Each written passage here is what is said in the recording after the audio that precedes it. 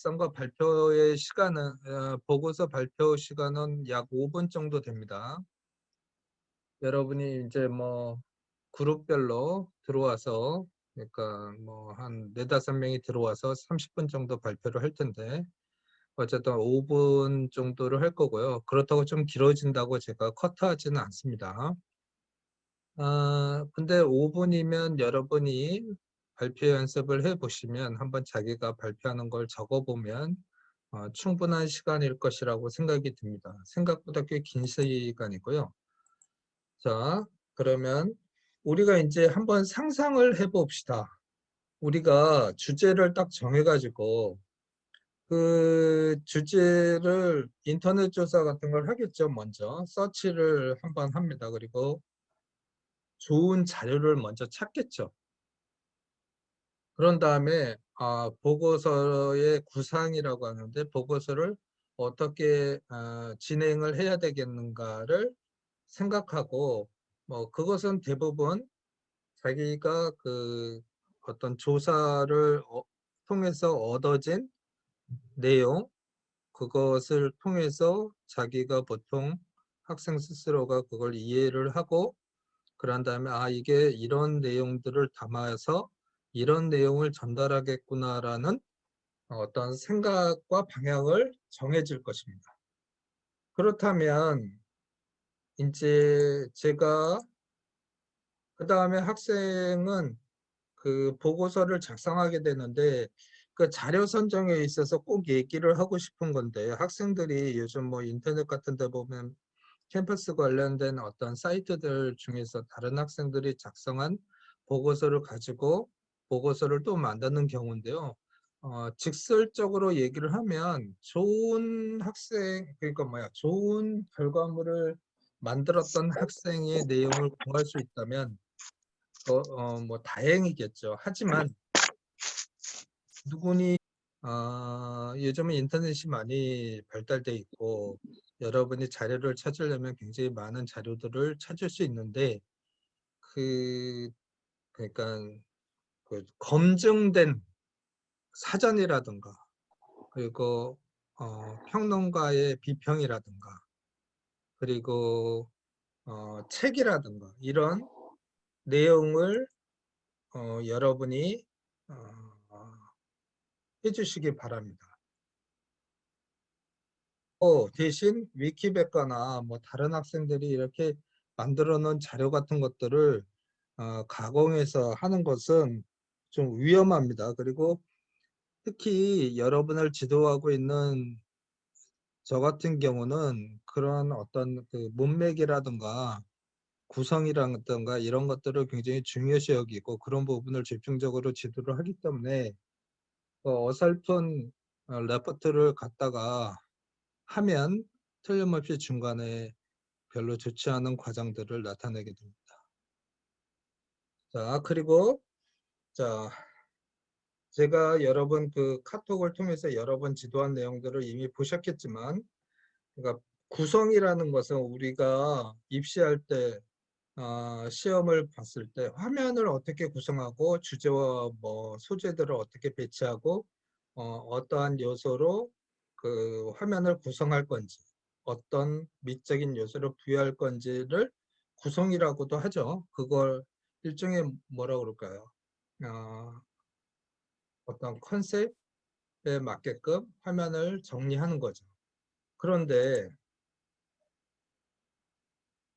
그것에 따라서 구성이라고 한다면 뭐 메인 타이틀 그리고 설명 부분 그다음에 그 안에 들어가는 이미지 이런 것들을 여러분이 정리를 하게 될 거죠. 근데 제가 꼭 얘기를 드리고 싶은 것은 학생들이 그 실수를 하는 것이 예를 들어서 첫 번째 페이지와 두 번째, 세 번째 페이지가 있다고 그런다면 결론부터 말씀드리면 메인 타이틀, 서브 타이틀, 그리고 본문 설명, 그림 이런 것들이 폼이 딱 정해지면 그거를 뭐 크기를 키웠다가 줄였다가 뭐 이 화면을 레이아웃을 계속 바뀌면 그것은 프레젠테이션 툴에서는 별로 긍정적이지 않다라는 겁니다. 왜 그러냐면 이게 그래픽 툴이 아니고 그러니까 뭐죠?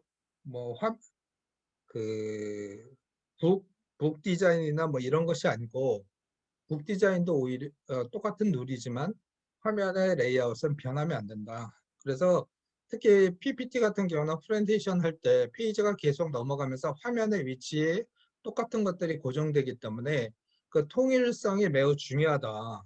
그래서 구성을 했을 때 글씨 모양, 단계별 크기에 대한 변화를 주지 말고 좀 더 얘기를 한다면 글씨의 크기는 뭐 보고서의 첫 페이지에 들어가는 메인 타이틀, 그 다음에 각 페이지의 타이틀, 그리고 그거를 설명하는, 그래서 글씨의 크기는 한 3개 정도로 통일해서 진행하는 것이 옳을 것이다 라는 얘기입니다. 그래서 여러분이 지금과 같이 1번과 4번을 다 지켜서 페이지 보고서가 1차 완성이 되면 여러분 스스로 그, 그 글들을 맞춤법 그 검사기가 있거든요.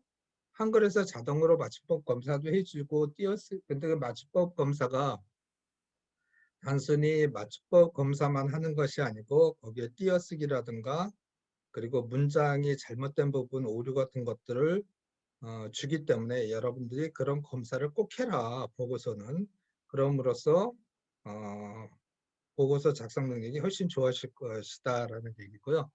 그 다음에 그것도 다 되면 이제 여러분이 한번 읽어보는 겁니다. 발표를 하듯이 그냥 읽는 게 아니고. 그래서 시간도 한번 재보고 그 리딩 연습을 하다 보면 우리가 말이 꼬인다고 그러는데 자기가 써놓은 글들을 이렇게 설명하다 보면 설명이 안 되고 자꾸 그 부분에서 에러가 나는 경우가 있습니다. 그러면 그런 것들은 자기 스스로 발표할 수 있게끔 그 내용을 정리해야 된다. 자, 그러면 여러분 지금까지 다 됐다고 한다면 우리가 평가의 점수 만약에 우리가 상중하로 나눈다고 한다면 여러분 그 상주가로 나눈다면 뭐 예를 들어서 화면의 구성이라든가 내용의 부실함 그리고 성의가 부족하다라는 그런 느낌이 들면 레벨 하를 받겠죠. 그런데 그런 거 없이 무난하게 뭐 지금 얘기한 내용들을 어느 정도 지켰어요. 그러면 중간 정도가 됩니다. 그러면 좋은 점수와 상위 그룹으로 올라가는 건 어디에 있을까요? 라는 건데 그거는 제가 생각할 때 6번, 7번에 있습니다. 그러니까 뭐냐면 자기가 보고서를 다 작성을 하고 읽어보면은요. 그 읽다 보면 이런 느낌이 들 겁니다. 뭔가 허전한 게 있고 아니면 뭐 뭔가 내용이 전달되는 부분을 본인이 느낄 거예요. 그러니까 그 테크닉적인 측면에선 테크닉이 아니고 교수가 딱 봤을 때 이 학생이 발표를 쭉 하는데 자기가 발표하는 내용을 이해하고 있는가가 첫 번째 느껴져야 되고 두 번째는 이 학생이 그럼으로써 자기 스스로 어떤 결론을 가지고 있느냐 이것이 중요한 겁니다. 그러니까 우리가 어떤 책을 읽고 독후감을 썼을 때 그거를 그냥 리딩하는 친구가 있고 그 독후감을 읽고 자기가 뭔가 느낀 점이 있어서 그것을 전달하고자 하는 거하고는 완전히 다르다. 그래서 발표자가 충분히 이해하고 전달하는 것이 최종적인 레벨에 올라가는 과정이다라는 것을 미리 말씀드립니다.